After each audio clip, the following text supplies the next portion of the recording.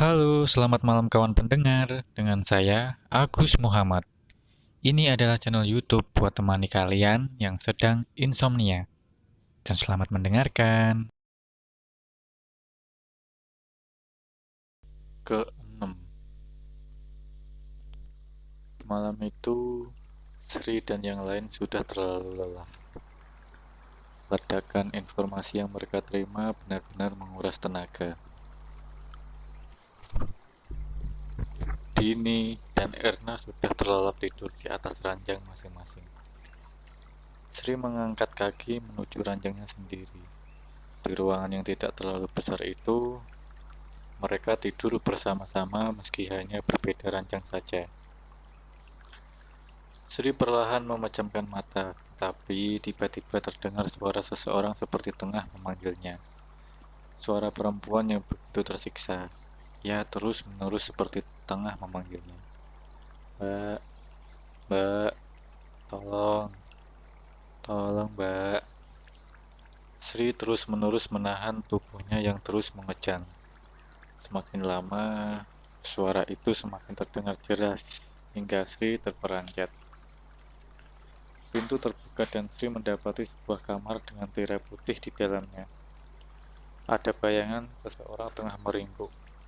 Sri mengawasi sebelum memanggilnya. Siapa di dalam sana? Sosok di dalam tirai mengangkat wajahnya sebelum berujar lirih. Tolong mbak.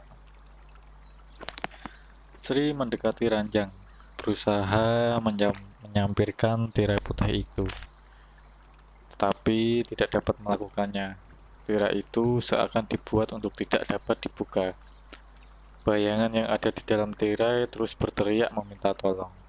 Tetapi Sri masih berusaha mencari cara untuk membukanya. Perlahan Sri melihat sesuatu keluar dari tirai. Tangan yang tengah terulur. Mbak, ini tangan saya. Tarik saya keluar dari sini, mbak. Sri menarik tangan itu perlahan, tetapi ia tersentak saat seseorang memegang dirinya dari belakang. Ia menatap Sri, tetapi karena ruangan itu remang-remang, Sri hanya mendengar suaranya berteriak, "Siapa kowe?" Sri terbelalak sebelum berteriak keras. Ia terbangun dari tidurnya. Di depannya, Dini tengah menatapnya aneh. "Kamu mimpi, Sri?" Sri terdiam, bingung dengan apa yang baru saja dia alami. Tanpa terasa, 3 hari 3 malam sudah berlalu. Sri, Dini, dan Erna mulai terbiasa dengan rutinitas ganjil mereka. Selain menjaga dan merawat Dela, Sri dan yang lain bahu-membahu satu sama lain mengerjakan semua yang harus dikerjakan agar rumah ini senantiasa bersih. Mbah Tamin yang terkadang ikut mengawasi pun sudah mulai percaya kepada mereka dan membuatnya tidak lagi harus ikut dalam mengurus dan merawat Dela. Saat itu, Sri melihat Dini tengah sendiri di dapur. Ia mendekatinya. "Mbak," kata Sri, "ingat 3 hari yang lalu saat Mbak Dini bangunin aku." Dini mengangguk. "Sebenarnya waktu itu saya sedang mimpi, Mbak. Tapi mimpi saya sangat aneh." "Aneh?" "Iya, saya mimpi berdiri di sebuah kebun sendirian. Di sana sejauh mata memandang, hanya tebu yang tumbuh rimbun. Saat itu saya mendengar sebuah suara." Sri mencoba mengingat-ingat kembali. Suara itu seperti memanggil-manggil saya terus. Saya akhirnya cari dari mana sumber suara itu berasal dan saya menemukan sebuah rumah di tengah lahan tebu itu. "Rumah di lahan tebu, Sri?" Ini tampak serius. "Iya, Mbak. Rumah itu aku lihat seseorang yang berjalan keluar. Dia pakai topi caping di depan rumah. Orang itu seperti lagi nanam sesuatu. Terus dia berjalan pergi. Aku lihat pintu rumah yang sebelumnya dikunci terbuka dan saat itu aku masuk." Dini masih mendengarkan dengan seksama. "Di sana aku lihat dia. Dia, dia yang mau memanggilku." "Dia siapa, Sri?" "Sayangnya aku gak berhasil melihat. Sebelum aku menariknya keluar, seseorang lelaki menangkap dari belakang. Dia berteriak bertanya siapa aku, dan aku terbangun." Dini terdiam lama. Wajahnya tampak berpikir sebelum meyakinkan Sri bahwa mimpi hanyalah mimpi. Kembang tidur yang semua orang pasti pernah alami saat tengah tidur. Semenjak kejadian mimpi itu, Sri semakin yakin kalau Della tidak seperti gadis yang tengah tertidur. Ia lebih seperti gadis yang tengah koma. Pernah terbesit di pikiran Sri bila mungkin Della mati suri. Tetapi pikiran itu selalu coba ia tepis. Sri pernah mendengar Erna mengatakan mungkin saja penyebab perut punjet Dila adalah Mbah Tamin sendiri. Dengan kata lain, Mbah Taminlah yang menghamili Dila. Namun, Sri menolak untuk percaya meski Erna berulang kali meyakinkannya. Suatu hal yang Sri setuju dari semua kalimat yang Erna ucapkan adalah Mbah Tamin memang memiliki rahasia yang tidak mereka ketahui dan itu pasti. Sayangnya, kecurigaan demi kecurigaan itu tak dapat mengubah apapun. Suatu sore, Mbah Tamin mengatakan bahwa ia harus pergi. Ia berpesan kepada mereka untuk tetap menjalankan tugasnya dan tidak melupakan pantangan yang sudah ia peringatkan. Salah satunya untuk tidak pernah lupa mengikat Della sebelum membuka keranda mayat. Sri dan yang lain mengangguk, bertanda mengerti. Namun rupanya tidak hanya itu saja yang ingin Mbah Tamin sampaikan kepada mereka. Ia menatap Sri dan yang lain dengan mimik wajah serius. Ia berpesan dengan nada suara menekan untuk tidak pernah membukakan pintu ketika malam sudah datang. Siapapun yang mengetuk dan bagaimanapun keadaannya. Tempat ini bukanlah tempat yang familiar bagi manusia. Jadi mustahil akan ada orang yang berkunjung. Mbah Tamin juga menjelaskan bahwa dirinya tidak akan pernah datang ke rumah ini bila hari sudah malam. Setelah mengatakan itu, Mbah Tamin pergi. Ia melangkah di jalanan setapak menuju hutan hingga sosoknya lenyap di balik pepohonan. Hari itu semua berjalan lancar. Sri dan yang lain sudah menjalankan semua perintah Mbah Tamin. Dan sebentar lagi malam akan datang. Sri masih saja teringat dengan pesan Mbah Tamin dan entah kenapa setiap ingat pesan itu, tubuh Sri merinding. Sri berada di kursi teras rumah menunggu kedatangan Mbah Tamin. Sementara langit sudah merah dan suara binatang malam mulai terdengar satu persatu. Dini keluar dari gubuk menuju Sri berada. Dia belum datang, Sri, tanya Dini yang dijawab gelengan oleh Sri.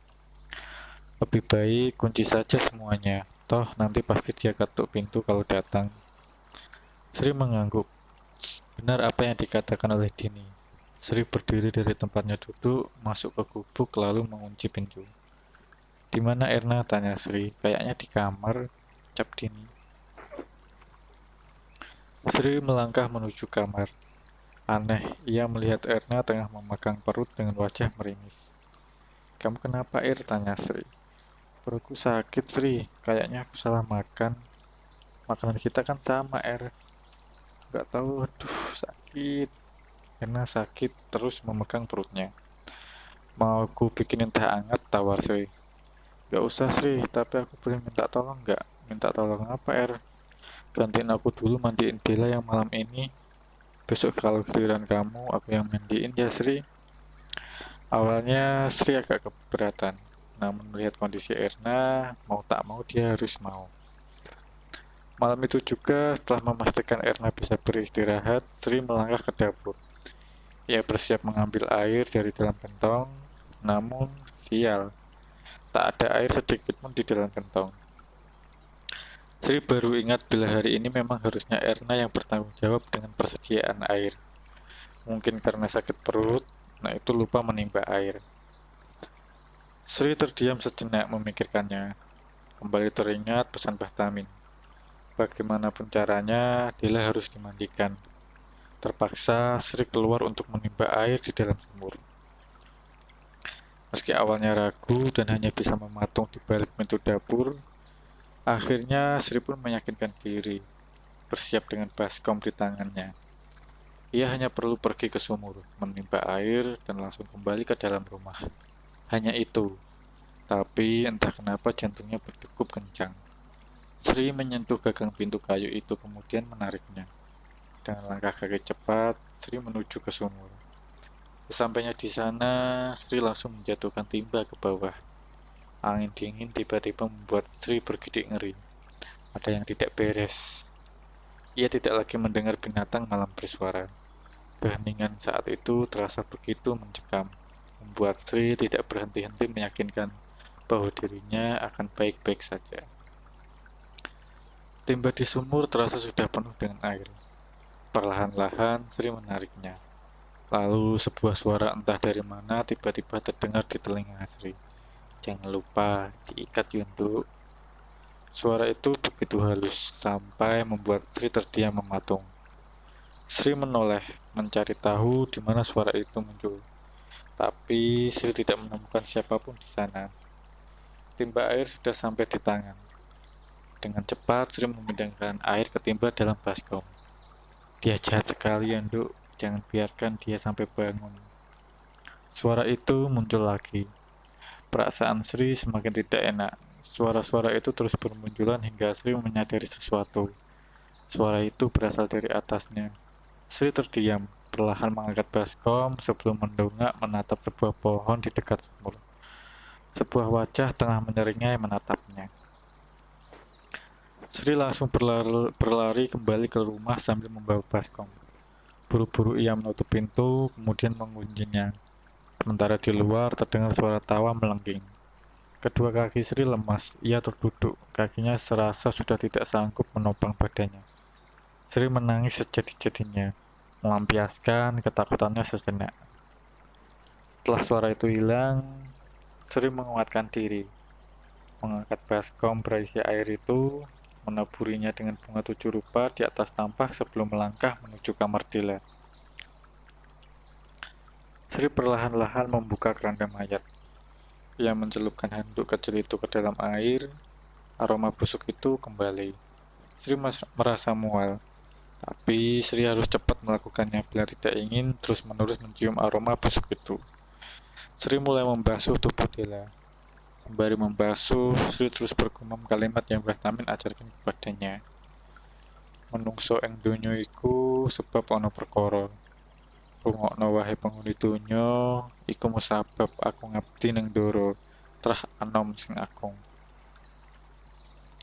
Sri sampai pada perut Dila yang besar. Perlahan-lahan Sri membersihkan kulit kering bernanah itu. Setiap kali melihatnya, Sri ingat bila Erna yakin bahwa Dila dihamili oleh Mbah Tamin.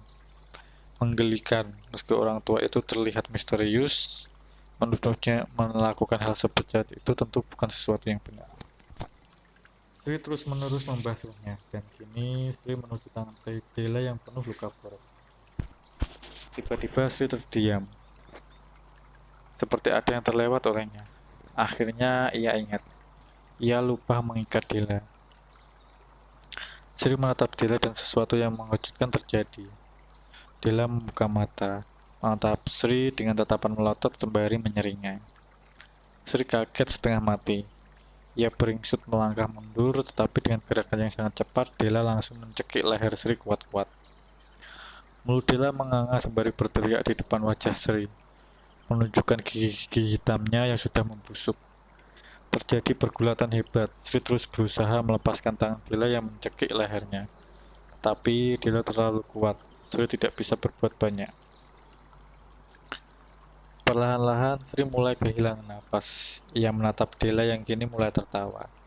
Sri sudah tidak bisa melakukan perlawanan. Ia hanya bisa menahan tangan Dila dengan tenaga yang tersisa. Sopo kowe nduk? Tanya Dila.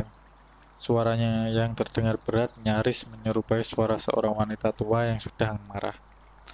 Neng di kinduk. Sri masih mencoba melawan, tetapi Dila menahannya. Dia menyeringai hingga air liurnya menetes di atas wajah Sri. Matanya putih saat dia tersenyum. Nek ditakon iku dijawab. Wajah Sri sudah berubah kemerahan. Jenengan sinten? Tanyanya dengan suara terbata-bata dan napas yang semakin tipis. Dila tertawa semakin keras. Belum pernah Sri merasa setakut ini. Sembari sesenggukan, ia tetap berusaha melawan. Senggar turi ku jenengku, ratu ning alas kala jiwa. Saat itu Erna melangkah masuk ke kamar. Ia tersentak kaget melihat perkumpulan Dila dan Sri.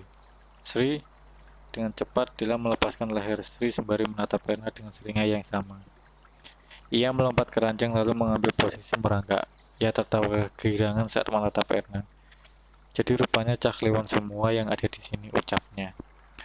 Untuk beberapa saat, sosok Dila seperti mengamati Erna seakan mengenalinya. Dila kembali tertawa, sementara itu Sri bangun dari tempatnya. Kemudian beringsut mundur. Erna masih terlihat bingung dan tidak mengerti. Matanya terpaku menatap wajah Dila yang begitu mengerikan. Dari atas ranjang, Dila menatap Sri dan Erna bergantian. Nak, aku tahu kenapa kalian di sini.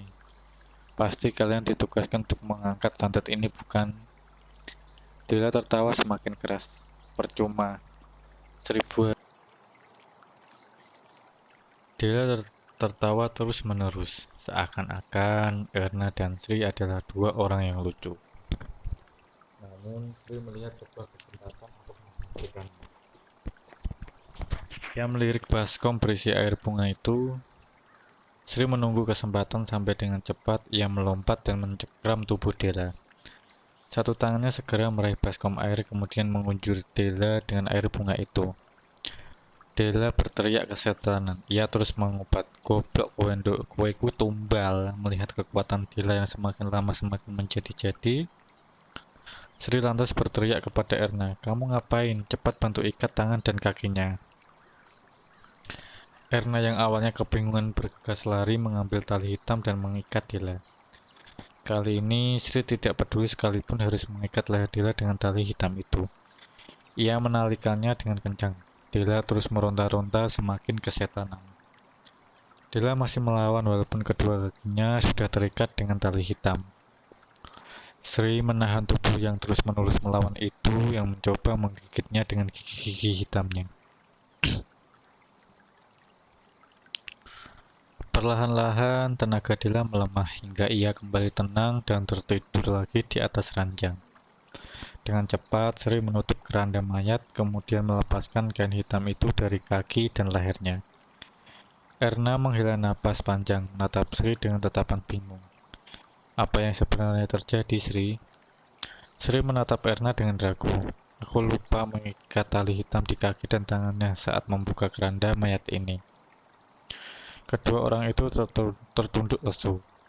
Mereka tidak pernah menyangka rupanya Mbah Tamin menyembunyikan ini.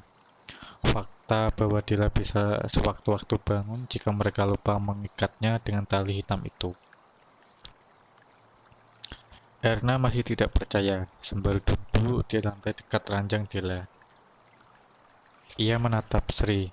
Tangisnya pecah. Ia tidak pernah menduga semuanya akan menjadi seperti ini. Aku mau pulang, Sri, ucapnya.